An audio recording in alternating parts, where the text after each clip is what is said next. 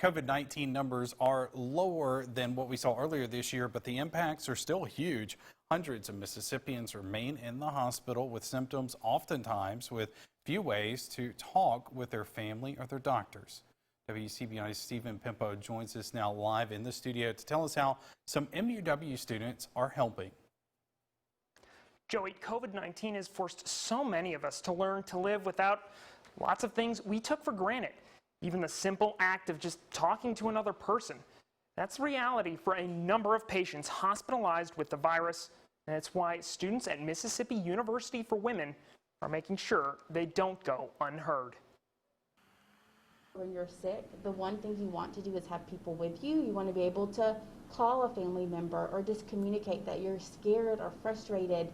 Feeling isolated and alone are all too common side effects of the coronavirus. For people in the hospital with the disease, the need for a ventilator or the toll the virus takes can even take away their ability to speak. So Mississippi University for Women senior Sarah Williams and the school's chapter of the National Student Speech Language Hearing Association decided to help give those patients a voice. I can't even imagine not being able to have family there and having to struggle to communicate with the healthcare providers that you are able to be in contact with. Sarah's aunt, a nurse at a South Haven hospital, told her about the need for communication boards for COVID-19 patients. They have to clean them between each patient, and they don't have enough quantity to match the number of patients that they're needing to serve at this time.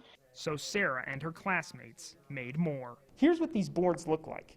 One side has symbols for specific requests, while the other has a keypad to create specific messages. Jeanette Hreisch, an instructor and clinical educator with the W's Department of Speech Language Pathology, designed the boards to be versatile yet simple and not emotionally taxing for the patients to use. With one gesture or two gestures, build a message and communicate effectively.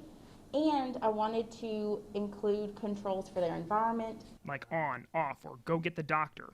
There are also symbols for patients to express emotions like fear, worry, or love. If I'm unable to get my needs met, I'm unable to get my emotional needs met, then it might affect their willingness to keep fighting the disease as well. The school created 200 of these boards for the students to pass out to Baptist Memorial Hospital, Oktibbeha County Hospital, and others across the Golden Triangle to make sure their coronavirus patients do not feel alone. Let our fellow Mississippians know, hey, we are in this together. Without having to say a single word.